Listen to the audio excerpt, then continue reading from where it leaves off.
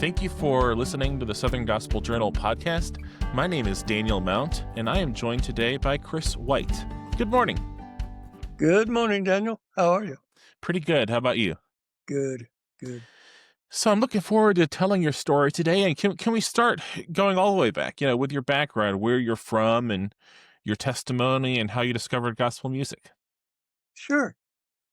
I'm from Maryville, Tennessee, which is a suburb of Knoxville, about 15 minutes away, and born and raised there.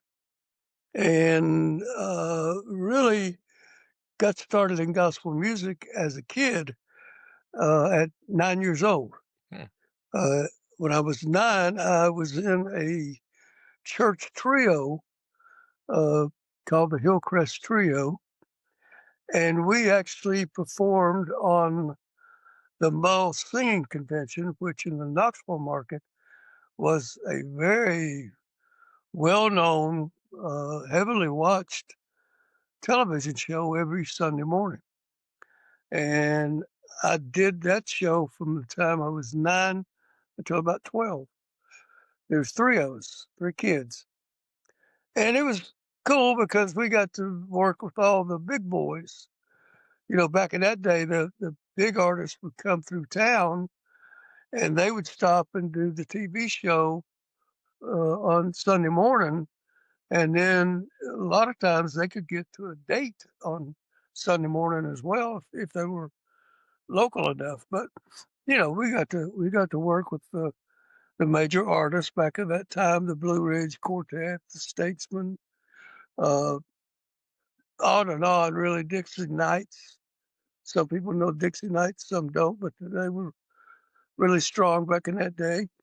And it was just a really, really fun way to start. Now, did I have an idea that my career would be there? No. I'm 9 years old. So I'm thinking about, getting my cat pistol out and playing on the playground, not thinking about being in the music business. So as my childhood went on, of course, I was born and raised in the church. My dad was the pastor of the church for 63 years. Wow. The same church Wow.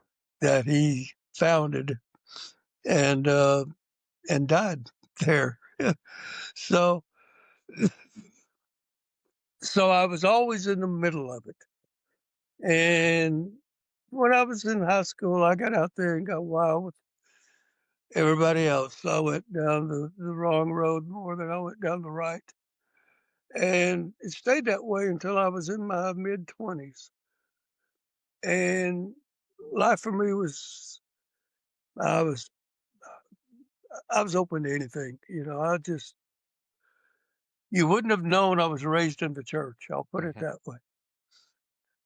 But what really got my attention one day and drew me back to the thought of music, which hadn't been there in years, except I played in a Holiday Inn piano bar, and I would play and sing while people were drinking and partying or whatever. And that was my uh, that was my music background at the time.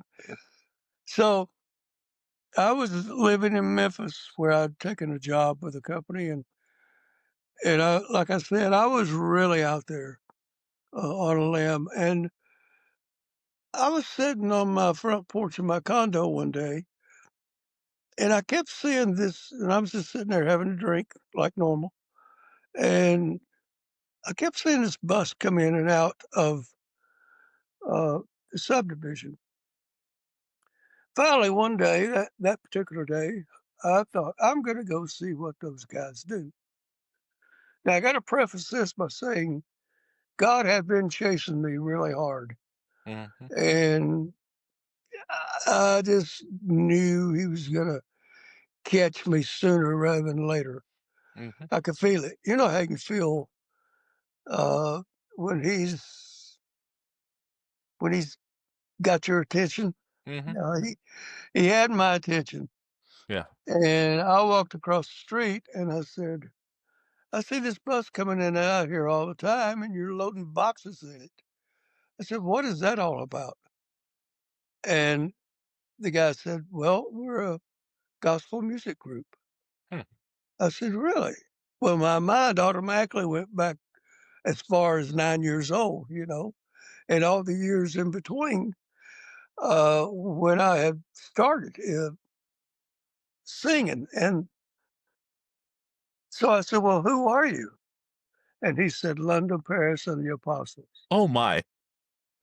And I Oh my. just freaked out. Yeah. Yeah. I freaked out and I went, "Oh boy, this is about as close as God's going to get." he's, he's telling me straight up. And I went back across the street to my house and I'm sitting there thinking, I live across the street from London, Paris and didn't even know it, you know? Uh, so that became the moment that I knew something else was in store. Okay. And Wow. so I called my brother and I said, "Randy, uh, I'm getting ready to come home, I think. And I've been gone for years." So I said, "When I get home, can we start a quartet?" Because Hmm. he'd been raised in a music family as well. He said, "No, not with you, I won't." And I said, "Okay." He said, "I'm not going to walk on any stage with you living the way you live." Hmm. And I said, "Man, I'm getting ready to fix that right now." And I Hmm. did. I Hmm. got on my kitchen floor that night for at least 2 hours Wow. and just begged God to forgive and to forget. And when I finally felt like I had broken through and the Lord had accepted me, Hmm. I think that's when I was first saved. Wow. We all get saved at 12 Mhm. in Bible school, you know, and but many times that commitment doesn't come till a little later in life. Yeah. And that's when mine came. And I knew that night I was saved. So Wow. 3 days later, I ended up going home, no job, no place to live, no nothing. And when I got home, of course, I went to my mom and dad's house. They let me hang out there until I could get my feet on the ground. And I called my brother back and I said, "Randy, I'm home. Can we talk about starting that quartet?" He said, "Did you fix things?" I said, "Yes, sir, I did." He said, "Come on over, let's talk."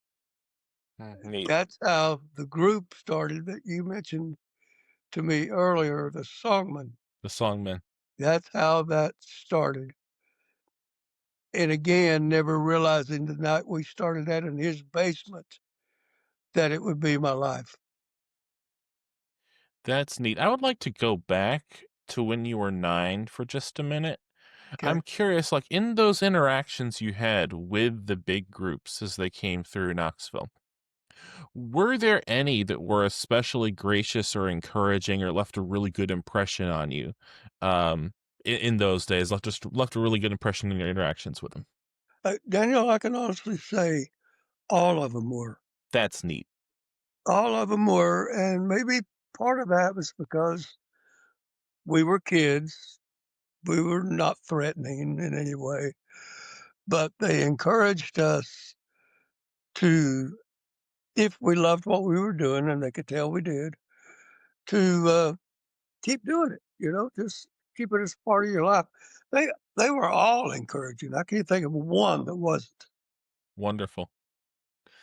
There's been not that there's never been a challenging personality once in a while. There have been so many good people in Southern Gospel through the generations. It's really cool to hear those stories. There have been, yeah. Okay, so We moving always hear go. about we usually hear about the bad people, but Mhm. there's by far more good people. By far. Yes. So, can you tell me a little more about what ended up transpiring with the Songmen? I know you did at least 1 or 2 records. We did, Yeah. yeah. I did. Well, I had built a studio, and we did a. Matter of fact, I had three along the way, in that time period of, I don't know, maybe 7, 8 years. Uh, and we did a couple of custom records in the studio that I had. And then we signed with Windchime, which was a prominent label back in the day. They had Heaven Bound, The Pains, uh, who else? They had a couple more Telestals. They had some major artists back then. Yeah. For that era, they were major. And we signed with them and did 2 records there. And then that was about the wrap up of the group because, uh, and we did well. We had a couple of chart songs, but it was something missing for me. And I didn't know what it was. I knew there was something that wasn't quite where it was supposed to be yet. And even my guys picked up on that. We traveled in Canada a whole lot. Hmm. The majority of our tours were 17 and 21-day tours in Canada Well. and did extremely well up there. But they were around me a lot, and they could tell that there was somewhere my mind was wanting to go. And finally, that transpired, and I just when I lost Dole Harper and Sammy Pipkins to the Dixie Echo, and I lost them because they really felt like I was getting ready to do something different. Mhm. And Randy had some openings, Randy Sheldon, Mhm. and they took them. When that happened, I said, "That's it. That's my perfect out to look at the production side of the business, which is where my heart really was." And Daniel, I didn't know why it was Hmm. because I never expected anything to happen like what happened. So it wasn't that I had a plan. I mean, people ask me about my career like that. I say, you know what? I didn't have a plan. I didn't have visions. I didn't have goals and dreams. All I wanted to do was be in the recording business, production business, not a label. I hadn't even thought about that. And well, thought about it, but not in a very serious way. So about the time that I closed the group down, uh, and we love each other. We still love each other today. All of us guys that travel back then, we stay in touch all the time. We still love each other as much as we did then. Then if I could jump in for a second, you mentioned 1 or 2 of the guys. Who are some of the other guys you toured with in those days who you're still in touch with and still friends with and all that? Well, my first cousin was the bass singer, Bethel Okay. White, and Tip Robertson was the baritone singer. And we were all of us were from right here in the Knoxville market, Sevierville, Maryville, and Wayne Blackman, who was an Alabama boy. Tommy Johnson was an Alabama boy. He was the tenor singer on several of the TV videos we did. And then Dole Harper. A lot of people know Dole, Mhm. uh, not only from his days with the Dixie Echoes, but he's been in the middle of the business ever since. He knows everybody and everybody knows him. I told him one day, I said, Dole, I'm in the Hall of Fame, and I swear I think more people know you than know me. So he's right in the middle of everything going on, and he pastors the church. Hmm. So and he's been the pastorate for many years. But I'll tell you a real quick story on Dole. Sure. He Tommy was leaving the tenor singer because his wife wanted him to come home and get off the road, and which was normal back then. I mean, it wasn't unusual for a guy to have his wife say, "Baby, won't you come on home?" Mhm. And so Dole called me. He found out that we were looking, and he called me and wanted to know if he could interview, and I said, "Sure," and he'd never been in a group, or him and his brothers, sorta like my little trio, at a Harper Brothers, trio back then. But I said, "Come on down to Clinton, Tennessee, to a place called Miller's Restaurant." We were gonna be singing there, on a Saturday night, and he came down to interview and try out, audition. When he got there, I said, "Uh-oh, nah, this is not gonna work." I didn't even have to hear him sing. I said, "This ain't gonna work." His hair was down to halfway down to his back end, and he just looked nasty. You Mhm, know, he looked like he was, he was not the element that you would put on stage mhm, with that long hair and, might have had an earring too at that time, but anyway, I went ahead and auditioned him to see if the boy could actually sing, and dude, he was not good that night because of he'd been working in the coal mines, and all mm, the coal dust had built up in his lungs, and he didn't have the quality. mhm, But I knew he had it. I knew I could hear it. I could mhm, tell it. I could feel it. It was there. And I said, "Here's what I want you to do." I said, "I want you to go home for a month, and I want you to clean yourself up, get that hair up here about where everybody else's is. Uh, just clean up, just look like a normal person." And I don't mean he was dirty, mhm. Yeah. actual dirt. I mean, just his appearance was just not It not didn't very fit Southern appealing. gospel. Yeah. So, and I said, "You come back and I'll audition you again. Get that coal dust out of you." I said, "You got to get out of those mines because if you don't, you're not ever going to clear your lungs." And he did exactly what I asked him to do. He came back, had the job before we left. Hmm. I mean, I knew this kid had it, and he did. I don't know if you've ever heard him sing. I have on records and not in person, but through Yeah, vinyl, yes. yeah, and he was even better back then in his young days, when he was young, but he's still good, still very good. But then Dole joined the group and he was there when it ended. Hmm. Neat. Okay, so then moving on to the Sunlight days almost. Did you mention, I think you mentioned, you did some studio work before that, right? Yeah, Was the studio called something else, or was it like a Sunlight studio that became Sunlight Records? it was a Sunlight studio that became Sunlight Records. Okay. What was But involved in I didn't setting but up a oh, go on, sorry. I'm sorry, but I didn't have any thought of it being Sunlight Records at the Mhm. time. It was just a recording studio. So what was involved in setting up a studio in those days? I'm sure there was the equipment. Like, what kind of equipment did you have to get to set up a studio in the 80s? Well, you had to, unless you bought one, which I did the first time, that was already equipped. You had to have your recording console.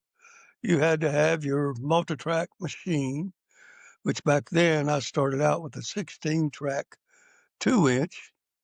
Uh, Actually, the truth is I started out with an 8-track, but I graduated to the 16-track 2-inch, and then you had to have all the auxiliary parts to that. Your mix machine, which is a quarter-inch machine that the tape ran through, that you actually mix all of those tracks down to what we call a two mix, and then you've got the dynamics of the studio itself. Besides the equipment and all the plugins, and I'm not going to get into all that because most people wouldn't know what I'm talking about or care either one. Uh, the atmosphere had to be warm. It needed to be it needed to be a real mix of being warm and energetic at the same time. Mhm. And that's kind of hard to create. So we worked really hard to do that to where you felt very at home, very warm, but very energized when that moment needed to be there. Of course, out in the studio area, outside the control room area, was your grand pianos and all your mics for your and all your direct line inputs for your guitars and bass and a drum kit booth, which housed the drum kit and all the mics that put on a drum kit. So it was pretty extensive to set one up and expensive to set one up. So after I did that, and that was in Alcoa, Tennessee, which is a Maryville, Alcoa, it's twin cities. So you don't really know when you're in one and the other, just outside of Knoxville. And my studio was in Alcoa, and I was doing pretty well with it. And nobody really knew me except my singing days, knew that I had a group. And I get this call from Kevin McManus. Mhm. And Kevin called me at home one night and he said, "Man, why don't you come to Nashville and let's start a studio?" Now, I had met Kevin back in my Windchime days, Mhm. and he was the engineer that did both of my Windchime records. One that was on Sugar Hill Records and the other one, Windchime Special Edition. Uh, so we got to know each other fairly well through that process. He called me and said, "Come on, move to Nashville and let's take Henry Slaughter's old studio, Oak Mhm. Valley, and let's turn the lights back on." Hmm. Because back then it had gone dark. When the studio closed, that was the terminology, is it went dark. Okay. Um, so I said, "No, man, I'm doing great. I mean, my studio's good, doing good business. I don't want to take on that world. And I just like the comfort of where I'm at." And 2 weeks later, called me back. He said, "Man, you got to come down here and let's do this." I said, "Kevin, I'm not coming. I've already told you." He said, "You got to." I said, "No, I don't have to." And he bugged me for, I don't know what it was, 3 or 4 months. Hmm. Finally, one night when he called and he said, "You changed your mind yet? You need to come down here. Let's relight Oak Valley and we can be successful with it." I said, "No, Kevin, I'm not coming. I've told you a dozen times." When I hung up the phone, Daniel, Mhm. God entered the room. Hmm. And you know me well enough to know I don't go around saying God said this and Mhm. God said that, you know. Although he does, I don't make that, I don't wear that on my sleeves. But that night I knew that he spoke to me and said, Hmm. "Go." Hmm. So I thought about that for a little bit and I just kept hearing this go. Okay. So I called Kevin back and I said, "I don't know what I'm doing here, bud, but I said, I'm on my way. I'm coming." And then I moved to Nashville, left my family in Knoxville because I wasn't going to take my family. I didn't know if I'd last 2 weeks. Mhm. Uh, so me and a friend engineer of mine, Rick Salyer, Mhm. who was an engineer up the road from me in Kingsport, uh, we went together and we rented a trailer from a guy in Detroit to live in. It was furnished, and so we didn't have to buy anything. And Daniel, I don't mean we rented a mobile home. I Mhm. mean, we rented a trailer, Mhm. a real trailer. So we thought this will do. We'll live here until we see if we can make it. And if we can make it, then we'll bring our families down and live kind of a normal life, you know. But we didn't do that for almost a year. Hmm. And we both did it about the same time because we wanted to make sure that that what we were experiencing was good for the long haul, you Mhm. know. So Kevin and I opened up Valley. Rick was an engineer for us for a good while. He was an independent engineer, but he did a lot of work for us. And we just took off with it. I mean, there's 1,000 stories I could tell you about that. Don't remember one now that would be a good place to start. But uh, about that same time was when the question of sunlight came back to the table. Okay. And a group here in Knoxville did it, a group called Cedar Ridge. Yes. Not a lot of people remember 'em, some people will. They did quite well, actually, for many years, and I'd known them for forever. Uh, they called me and said, "We want to do a record." Well, I thought they were talking about here locally at home. And I said, "Okay, let me look at the books there and see." And they said, "No, no, no, no. We want to go to Nashville." And I said, "Well, I don't work in Nashville." And they said, "But you can. You know people down there." So I said, "Yeah, I do." I said, let me make a call or two and see what I can come up with." So I called Kevin because I had that relationship with him. And I said, "I got a group that wants to come down, cut a record, and you want to engineer it?" And he said, "Sure." I said, "Who would you suggest for players?"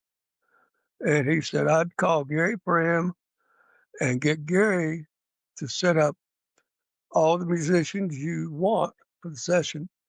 Let him be the leader of it, and you'll have a band ready to go." So I did that. First time I ever hired Gary out of it seems like 1,000 times after that. But so we went to Nashville and Kirk Talley produced the record. Hmm. I didn't produce it. Okay. Kirk produced it. Now, Yeah. most people would think I did it because I was a producer for many years, but I hired Kirk to go do it because I wasn't convinced at that point that I was good enough to produce at that level. And that's what I told Kevin. Man, I don't want to go try this. It's it's too hard. Uh it's too big for me. I Mhm. just don't think I can make it. But not to retract, but I finally did decide to give it a shot, even at that level. But I'm telling you, I was scared, Hmm. scared to death. And that's why I wanted Kirk to produce that record because I didn't want to come out of the gate and screw something up. Mhm. And Kirk did a great job on it. And long story short, if I can, I'm not That's good all at good. that.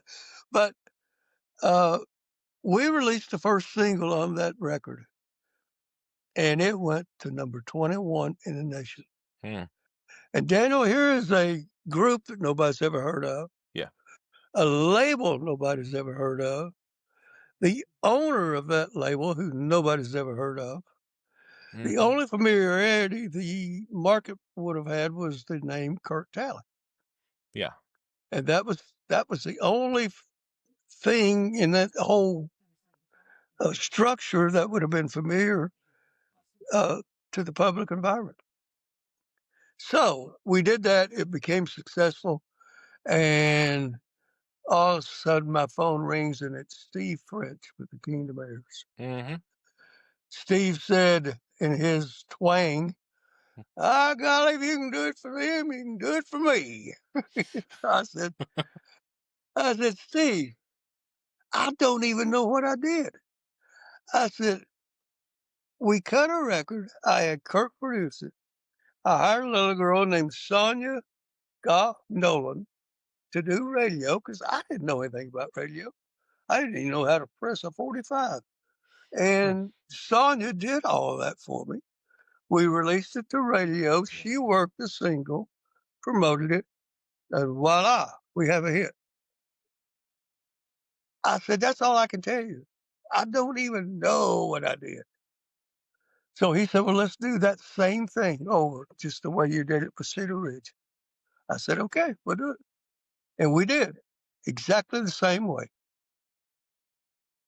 Test of time Hmm. off of that record. Again, a label still nobody's heard of but one record. And how many people heard that? Little to none. Artists nobody's heard of because Teen Americans at that point were just singing it at Dollywood, Hmm. which had just become Dollywood from Silver Dollar City. And, or I think it had transitioned or right at that point of transition. And again, the owner of a record company that nobody's ever heard of. But we did it again. The single off that record went to number 2 in the nation, The Test of Time. And Daniel, when that happened, when that song went to number 2, my phone came off the wall. Yep. And truthfully, I had no idea what I was doing. I really didn't. I think I'm just going to throw in here for context. I don't think people necessarily understand. Like at that time, some of the big names were heartwarming, and they were part of Benson. Yeah, And then there was Kanan, Marvin Norcross's part of Word, and right. those were established as imprints of Yes. two. Benson and Word were just like had been for decades major players in Christian music, and then a Right. couple of years later, after Sonlite started. A big part of the story in a couple of years is you have Eldridge Fox starting Horizon, and he's owner of one of the biggest quartets in the business. Yeah. Like a a lot of the other labels that were big became big. Even Eddie Crook, everybody knew him from his Happy Goodman's days. Goodman days. Yeah. And like he recorded albums with the Happy Goodman's band, and that was why some groups went to record with him. Um, you were just starting from a different place. You were starting from the ground level in a way that you didn't have a big brand and a big organization behind you. Daniel, I didn't have anything. Yeah. I had me. That's all I had was me. And there was another label back in that era, Calvary Records, Hmm. who was the home to the Hensons. Yes. And of course, they had a lot of other artists, but the Hensons were their that was their gun. Hmm. Uh, but you're right, Word and Benson, uh, they totally dominated the market. And I never will forget that uh, Eddie Crook. There was a guild meeting that took place before I joined the guild, and because I And was we're fresh, speaking of the Southern Gospel Music Guild here, right? yes. Okay. Yeah. So uh, at that meeting, I was told by a couple of people that Eddie Crook stood up and said, "Does anybody know this guy named Chris White?" And everybody was going, "No, I heard his name the other day, but I don't know that much about him." And that he started a label, and that's all I know. And Eddie was worried. He's like, "Where'd this guy come from?" And he saw me getting into some of the custom business. Uh, and I guess he was concerned about I don't blame him. I would have been too. Where did this guy come from? Because he's making a lot of noise all of a sudden. So we, there's one thing I forgot to tell you on the Sure. Sunlight. I got to tell you this. Okay. You asked me how the Sunlight label came to be. Yeah. When Cedar Ridge asked me about doing radio after that very first record. And I said, I don't know anything about that. You got to have a label to ship something to radio, and I don't have a label. And they said, well, can we create one? And I said, well, you can probably come up with something. I don't know what it is. It's up to you guys. And then it hit me one day. I said, wait a minute. I've got this little label in the drawer. Doesn't mean anything to anybody that I'd used on a couple of our custom records in my group. It didn't mean anything to anybody. I said, if you guys want that label, Sunlight, you can have it. We'll use that on your record. That's how it started. That's neat. Just out of nowhere. And that's what I did the same thing on the Kingdom Heirs. And the Kingdom Heirs said, I got one more story. Can I tell you? Go for it. Kingdom Heirs. I know I'm backtracking, but this is too good. Or at least I think it is. Steve Fritz come to me one day and he said, man, we got to have a contract. That's after the record was done. Hmm. And so you're supposed to do contracts before the record is got. And he said, we got to have a contract. I said, Steve, I don't have a contract. I told you when we started this, I didn't know what I was doing. And we're just lucky to have a record. So he said, no, man, we got to have a contract. Well, at that very time, the Kingsmen were in Oak Valley doing their new heartwarming record. Okay. And Foxy came to me and he said, would you mind if I use your office for a few minutes? I've got a little work I need to do. Because they had let him go from the studio. Somebody else was working on their part or whatever. And I said, sure, you can have it. Just work from my desk over there.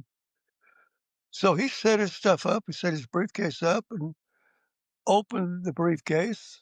And about that time, they called him and said, Fox, we need you to come back in the studio and do something on one of the verses. I don't remember what it was, but we need you to come back in the studio. Well, I walked back into my office step point and walked over to my desk, and sitting right on top of Foxy's briefcase was a brand new heartwarming contract. I thought, huh, that's a contract. I need a contract. So I kind of looked around and like, I wonder if I could get this thing to the copying machine and give me a copy of it before he gets back. That way I would know what a contract says because I didn't know. Yeah. And I had known years ago in that wind chime deal, but it is a little old, 2-page thing. This is a real contract. And I took it to the copier, made a copy of it, took that contract back to Foxy's briefcase, laid it right where it was at. I was very careful about that and walked away with the contract. I called Steve and I said, dude, I got us a contract. So I just went in there and I changed all the headings, instead of Heartwarming Records Agreement, it was Sonlite Records Agreement, changed the addresses, the labels, etc. It's just basically delete and type in. Uh, that's how I got a contract with Neat. Foxy's goodness without knowing it. What were you doing anything for distribution in the early days? Getting records at bookstores in the region All or right. anything like that? And Yeah. how did you get into the distribution side of things with Cedar Well, Ridge and Kingdom Heirs and all? well, that's an interesting question because I did it through Dotted Letter Oh, okay. with Daywin Hmm. because at that time, that's all they were was distribution. They didn't have a record label. Yeah. Well, that went on for a little over a year and a half, Hmm. that she was representing all of our product in the distribution market. and Okay. mostly that at that time it was all CBA bookstores. Yeah, Christian Booksellers Uh, Association. yeah. Now General Market came later, but which is the Walmarts and Kmart's of the world. Uh, but then it was just the bookstores. Now, when I saw what she was doing, because she did it at Oak Valley, Mhm. she did her soundtrack series at Oak Valley. We Oh, did that. really? Yeah, Okay. we did that series for years. And when I saw her start to bring in an artist or two, I'm going, okay, what's going on here? Because the first one she brought in was a brass group out of Georgia, Georgia Gospel Brass or something like that. Hmm. Uh, and the second was the Cumberland Boys, Yeah. who was Opryland's artist, just like Kingdom Heirs was Dollywood's. And I thought, okay, now this is not what she's supposed to be doing. Because I was almost like Eddie. I'm thinking, what's going on Mhm. here? When he was asking about me, I was like that with Donnie. I was going, what's going on? Oh, I'm just helping some artists that nobody want anything to do with, and just seeing if I can help them a little bit. And I said, okay, because you have my distribution. And yeah, I just had to ask that question. What are you doing? I'm not doing anything that's going to affect you. Okay. Well, how'd that work out? Yeah. One of the largest labels in the business today, even. Yeah. So, yeah, through the course of time, there were several outlets that we used for distribution purposes. But our goal was to cover we had our own sales team and we did distribution deals with different distributors. Uh, and that's pretty much what we covered the first few years until Crossroads was formed. Mhm. Which we'll get to And that then a it, little more in a little bit, yeah. uh, We'll get to the Crossroads side of things a yeah, little bit later chronologically, but yes. yeah, right. So, Sunlight, do I have it right that Sunlight started in 1986? Is that about right? With the first release of That's, Cedar Ridge? that's, that's correct. Cool. And Um, there was, yeah. go ahead. I'm sorry. I was just gonna say it's probably worth mentioning, um, there is the Cedar Ridge, Jeff Treese is a name, Yeah, even if people don't remember the name Cedar Ridge, there are definitely gonna be some more recent fans who remember Jeff Treese and the Jeff Treese Band. He was part of Cedar Ridge. right. I think it's worth mentioning that for anybody who might not make that connection. Well, now it's Sunday Drive. Now it's Sunday Drive. Yeah, He's still out there still singing. yep. They're with, and they're doing quite well. And they've been doing well for a good while. He's with Snowtown Records. Okay. I had him Yeah. for years and years and years, and we finally decided for both of us. We'd been together since we were babies, or Mhm. I'd had him since he was a baby, and it might be time to do something fresh, which he did. Yeah, I love Jeff. We're longtime buddies. But there Yeah. was you had asked me. Will you go ahead and ask me what I'm trying to do your job now. No worries. I'm not concerned about any of it. I'm enjoying capturing the stories and whatever way they come up. I think before we move on and talk about other artists, if there are any other stories that come to mind about the rise of Cedar Ridge or how the Kingdom Heirs went from being known locally and regionally to their national prominence. Any other stories for those two artists that come to mind maybe before we move on to other Well, artists? there are, but I can't tell them on here. All right. No, there's always stories you can tell on artists, especially the Kingdom Heirs with their Dollywood connection. But really, I think what happened was like when I told you that my phone came off the wall. Mhm. That started a run with some artists that were major and mid-major in that day, and one of those artists was the Hoppers. Yeah. So Now the Claude reached Hoppers, out to you? yeah, Claude reached out to me, Neat. and in that day, the Hoppers were known. Mhm. It wasn't like they were unknown, but they never had gone down the label road. They'd always have been just like an independent artist. And Claude called me one day and he said, in his North Carolina drawl, Mhm. uh, he'd been watching me. Hmm. I've been watching you, boy. You're doing pretty good. I said, yes, sir. It's working. It's working fairly well. And he said, well, I'd like to come talk to you. So I said, okay, great. Well, he did. He came to Oak Valley to Nashville, and we had a pretty good conversation. I had always been told with Claude, you got to be careful because he is the one of the best businessmen in the business, Mhm. and he'll get you before you know what happened. And I was very aware of that. He was a great negotiator. That didn't mean he'd cheat you, but he would negotiate you right into a hole, you know. Mhm. So we talked for a while, and he left, and I got a call, and he said, "Oh, I can come back and let's talk about an agreement.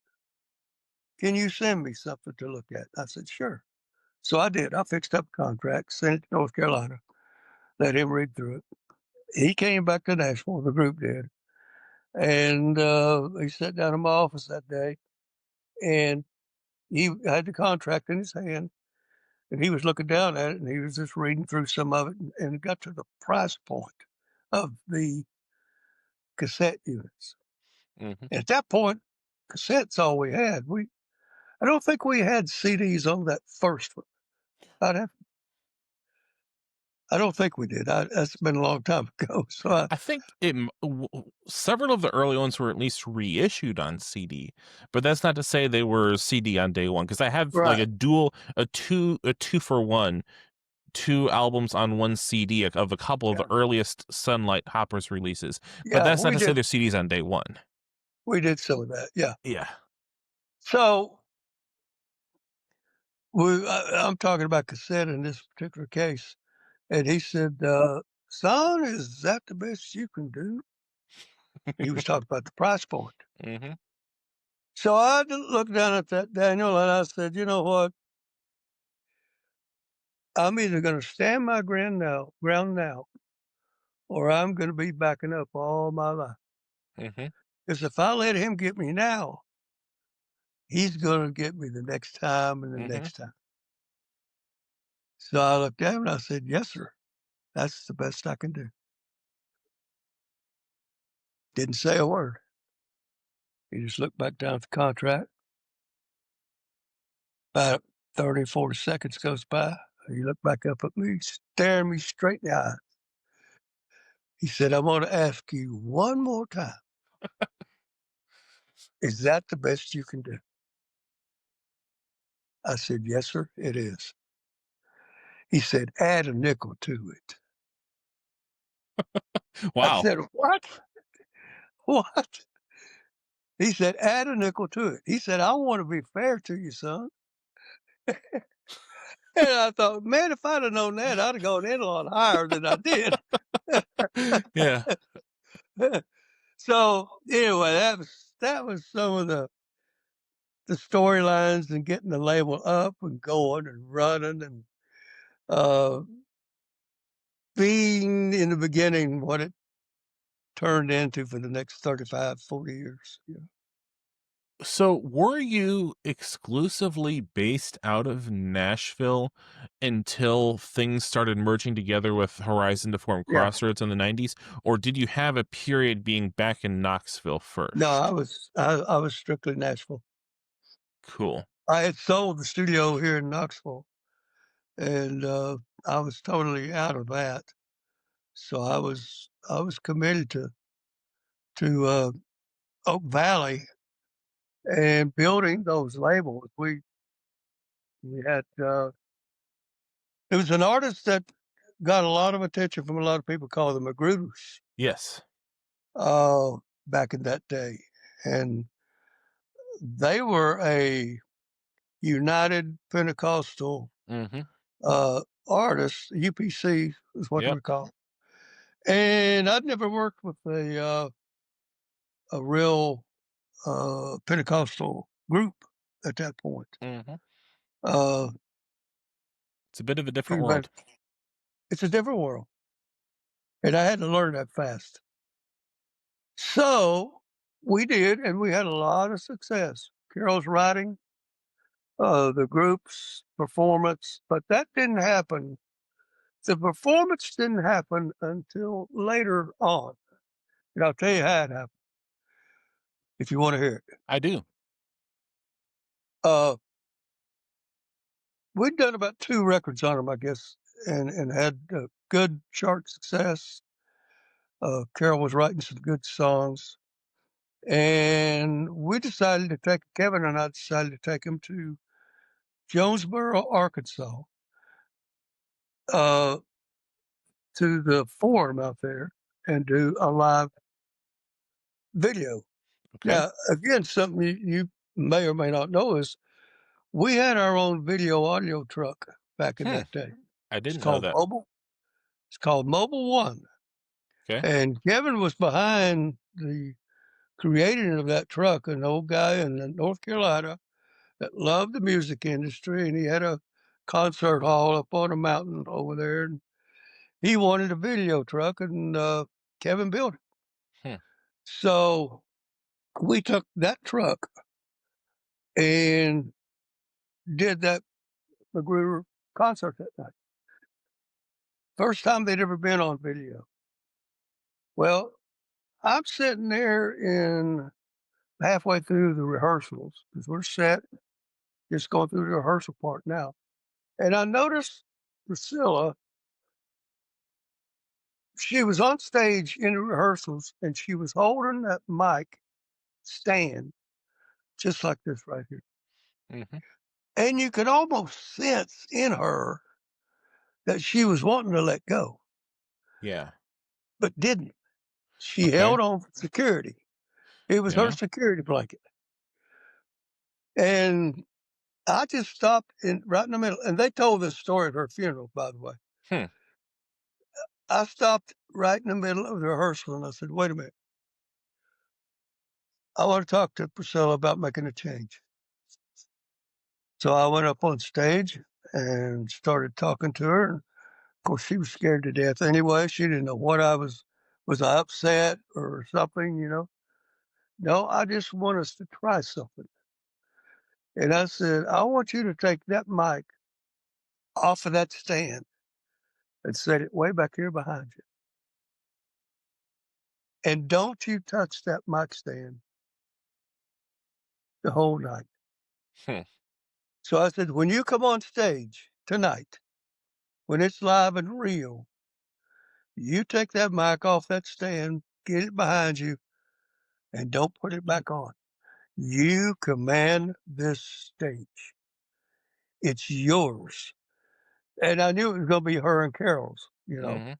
because I knew he was going to command pieces of it for sure. But I said, you've got command as well. And the audience is going to love the spirit that comes out of you in this performance tonight.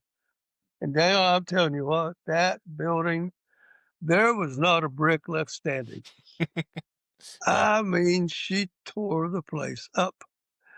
And Carol did, and the whole group did. Because I tell you, that band, the Magruder band, in my Oh, opinion, yes, they were a good was band. the best that's ever been in this business. I'm telling you, I don't think there's anybody. And I had some good bands. Keenan Ayers won the band of the year for years. Uh, there was good bands in the business, but nobody was as good as the Magruders. And so that night, just the band was on it, the group was on it. Priscilla became a whole new person. She was somebody she'd never been, and the people didn't know what they got, you know, uh, because they'd never seen her do that. Because a lot of that audience was their people. Yeah. They had a big following of In their the denomination, yeah. UPC audience, and so they'd never seen her like that either.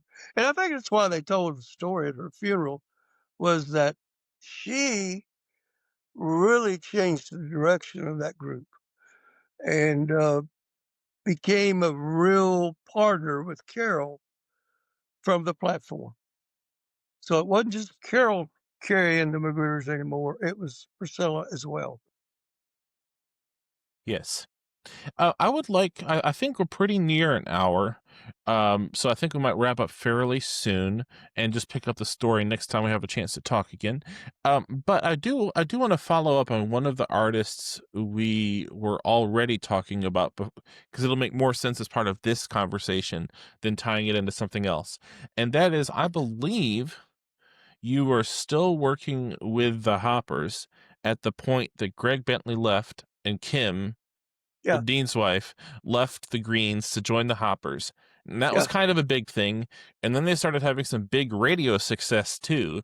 Not that they didn't have any in the 80s, but they've had some real big songs with Kim pretty quickly. I'm just curious if you could kind of speak to that transition a little bit while we're still talking yeah, Sunlight in the 80s and finishing out the yeah, 80s, 90. yeah. You gonna lead me into it? Sure. Well, however you'd like to tell the story, I'd just love to hear the story from your perspective, working with them from a record company at the Okay. point that their career was climbing. But my understanding is that when Kim joined, it was like a rocket ship. Just Yeah, things yeah, really yeah. changed, and I'd love to That's, hear the story that's from your true. perspective because I don't think I ever asked you about that before. Daniel, something happened in the transition of the Hoppers coming on board to the label Hmm. that really was a major, major change. Uh, at the time I signed the group, Greg Bentley, who has now worked with me for, gosh, 30-ish years. Something like that. Yeah. Yeah, something like that. Uh, was singing the high part, Hmm. the latest part. And a little girl had just come on the scene with the family that had been very well known with the Greens, Hmm. Kim. Yeah.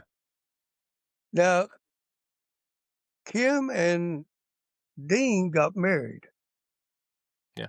And when we got into the studio and Claude was trying to use, or the group was trying to utilize both of them, Kim and Greg, I took Claude aside and I said, Claude, I don't think this is going to work because we got two parts here just banging against each other, same parts.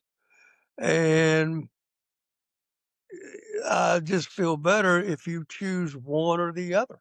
You know, if you want to keep Greg, then Kim needs to go back to the Greens or do whatever. Uh, so you need to make a choice. And he said, okay, I'm going to have to think about that. So he come back to me and he said, well, we're going to keep Kim. And he said, I'll tell you why. He said, Dean came to me and said, well, Dad, now that I'm married to Kim and she's part of the family, do you think we could keep her and fire Greg? I said, well, that makes sense. That makes sense. And that's what they did. Yeah. Uh, I don't know that they fired him, but they had to lay him off, so to speak, Yeah. because he wasn't doing anything wrong. Yeah. He just, there was just too many people in the boat, you know. Yeah. So, but it didn't hurt him because he went down the road and took the tenor position for the Down East boys, Yes. who I'd already signed. They were already in the company, And so he didn't miss a lick either, you know. Yeah. And he stayed with them for several years until he went with Squire, and Hmm. then along the way he started working with us, and Yeah. still is today. He's the new A&R director today. Yes. Neat. That was very interesting to hear from your perspective. I hadn't heard about the time in the studio, and I don't guess I'd have ever heard that unless you told me. So thank you. All right. I think we're about at an hour. So if it's all right Okay, with you, maybe we'll wrap up about here, okay, and hopefully we'll pick the story back up sometime soon. sure, love Uh, to. Thank you so much for your time. I've really enjoyed this conversation. Daniel, I've really enjoyed it. I hope I didn't drive you nuts with backing up, No, going forward, it's all good. It's all but good. 40 years is not all in your mind, right? To begin with, Hmm. things pop up in your brain, and you go, "Wow, I forgot that," you know. Yeah. So I apologize if I got on your nerves anywhere, but No, I hope it's all good. the viewers enjoyed it. I think I'm confident. This is a good episode. I've enjoyed it. Thank you. I Thank appreciate you. it. And to the See you listener, next time. yes, and to the listener, thank you for listening to Southern Gospel Journal. Keep up with the latest episodes on YouTube, your favorite podcast platform, or at southerngospeljournal.com.